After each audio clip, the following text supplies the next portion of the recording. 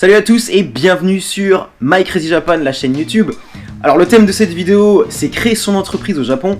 Et cette fois-ci, au lieu que ce soit moi qui vous parle de comment créer son entreprise au Japon, j'ai préféré aller chercher à la source l'information et interviewer deux personnes qui, eux, sont passées par toutes les étapes de la création d'entreprise au Japon.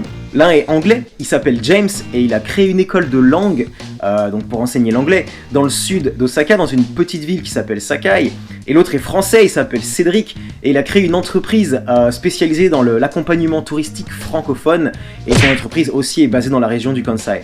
Et vous allez voir qu'ils ont tous les deux un parcours très différent, mais je leur ai posé les mêmes questions à propos de la difficulté du parcours, à propos des procédures pour créer son entreprise au Japon, à propos du statut de l'entreprise, etc. Je leur ai posé une dizaine de questions et ils y ont gentiment répondu. Il faut savoir que comme en France, au Japon, il y a différents statuts possibles pour l'entreprise, il y a différents régimes de taxes et il y a aussi évidemment différentes façons d'obtenir un visa ou plutôt de venir s'installer au Japon pour pouvoir créer son entreprise. Donc moi j'ai compilé toutes leurs réponses à ces questions, tous leurs conseils, tous leurs astuces et j'espère que ça vous aidera si vous aussi vous cherchez à créer une entreprise au Japon. Bon visionnage. Alors je m'appelle Cédric Yukio Takada, je suis né d'une mère japonaise, d'un père français, originaire de la région de Fukui et je vais vous donner quelques conseils pour monter une entreprise au Japon. Hi everybody, I'm James, I'm from England originally. I moved to Japan in 2015, so 5 years ago. I was teaching English in an Eikaiwa school for 3 years and now I've been teaching or running my own English school for 2 years. Alors pourquoi j'ai voulu me lancer au Japon? Alors déjà d'une parce que je l'ai déjà fait en France, je l'ai fait en France, j'étais chef d'entreprise à 24 ans. Après une carrière dans l'automobile, j'étais 5 ans commercial dans l'automobile pour Mitsubishi entre autres, une marque d'ailleurs japonaise. Et puis mes dernières années j'étais chez Fiat et Alfa Romeo. Et à 24 ans jusqu'à mes 30 ans, parce que je suis arrivé au Japon à 30 ans, j'ai été donc commerçant, j'étais commerçant en Bretagne. Et il était clair et net pour moi, en arrivant au Japon, je me laissais juste un laps de temps pour apprendre le japonais. Et une fois que mon niveau de japonais était suffisamment bon pour me lancer, je me serais lancé. Before I came to Japan, my plan was to start my own English school. And actually, the plan was after just 1 year to start. But when I came to Japan, I realized speaking no Japanese and all sorts, I was learning a lot and I still couldn't decide whether I really wanted to stay. Although I love Japan, it felt like a big decision. So it took me about 2.5 to 3 years before I decided that I really wanted to commit because of course starting your business in a new country is a big commitment, especially in Japan. Anybody can start a business. If you have the time and the necessary money to do it, then why not? If you're happy to take that risk, then yes. Because you never know, things might not work out. That's a risk I took. Set up the business in Japan, you are required to outlay a certain amount of cash. I think it's 5 million yen, is that right? 5 million yen to be able to get the visa. And that doesn't guarantee you get the visa. That investment actually it doesn't have to be expenditure. You just need to have to put that money in the bank. So you can, if it doesn't work out, you can then take the money back out. But the problem is you also need to pay for an office location. You need to show pictures of your post box and the signs. You need a website to prove that you're an actual functioning business that can do what you're promising to say in your visa application. So a lot of that money will just be wasted. You can't get the signed money back, you can't get the furniture money back easily. But yeah, if you're a business person, entrepreneur, then you probably will be happy to do it, then why not? I wouldn't advise against you.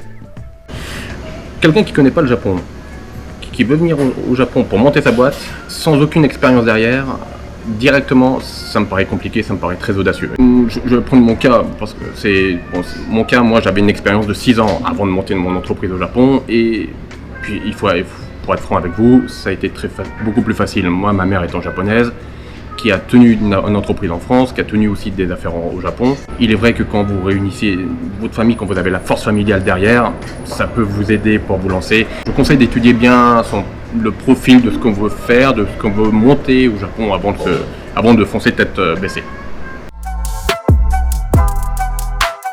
Alors à la base je voulais me lancer dans la restauration, dans la gastronomie française mais au Japon, sur un sujet bien particulier.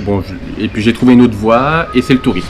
Alors pourquoi le tourisme? Déjà d'une, parce que ma mère a travaillé 20 ans comme guide interprète international, elle a été guide pour une entreprise japonaise qui était basée à Zurich en Suisse, et donc elle guidait des Français, enfin elle guidait des Japonais qui venaient en France et en Suisse, et elle faisait aussi l'inverse, elle guidait des Français qui allaient au Japon. Et j'ai comme un de mes premiers employeurs était une entreprise japonaise, et j'ai dû passer une formation ainsi qu'un diplôme très facile, et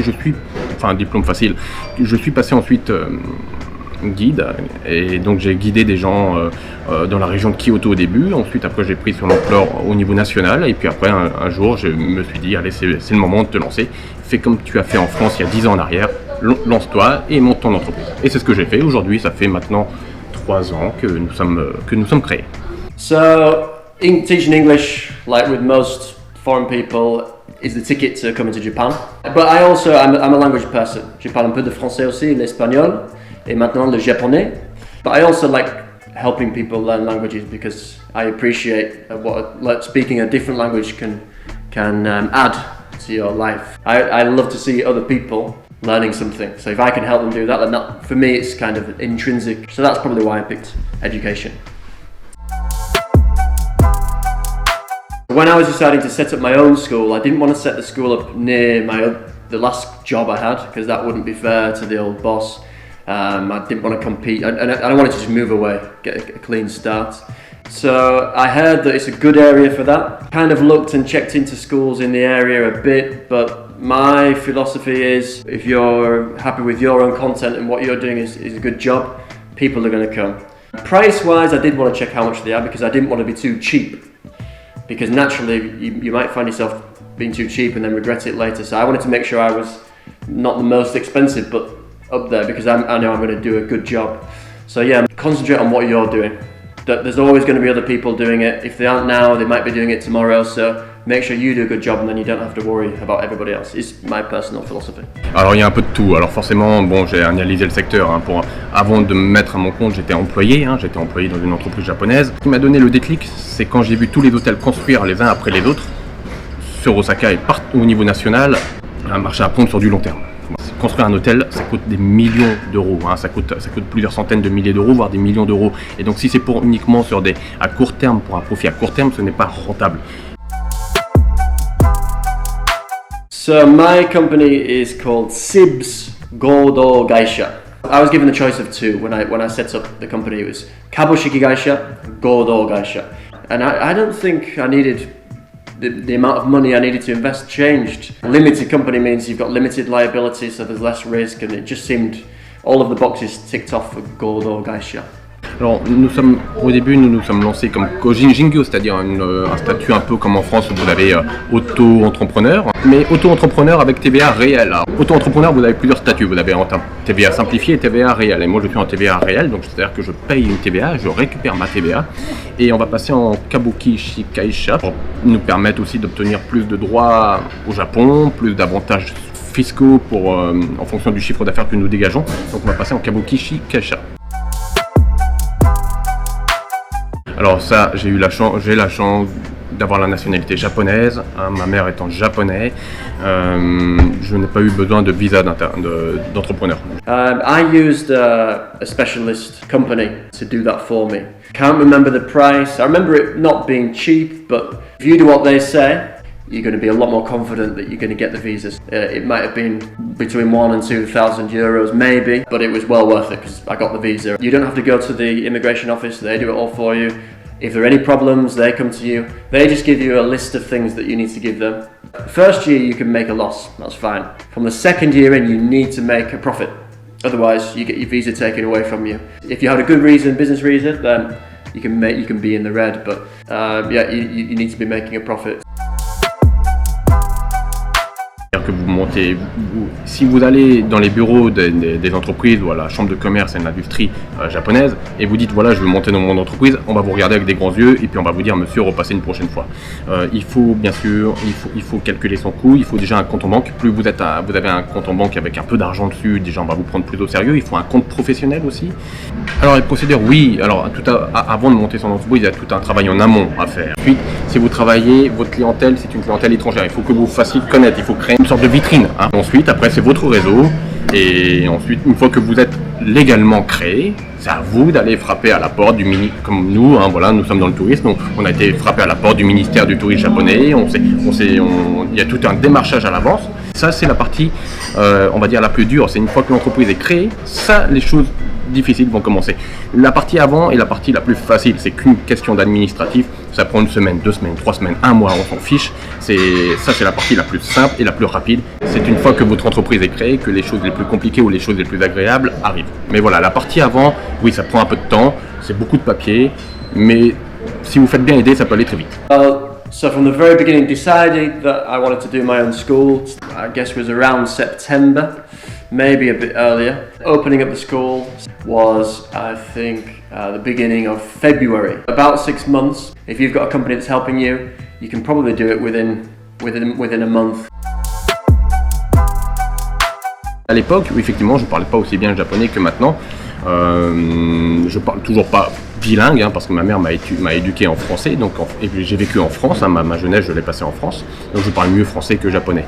Mais oui, ça a été un frein. Heureusement que ma famille était là pour m'aider. J'ai toujours eu ma mère à mes côtés et qui m'a aidé les premiers mois, effectivement. Mais oui, effectivement, le japonais, il faut avoir un certain niveau de japonais si vous vous mettez à votre compte.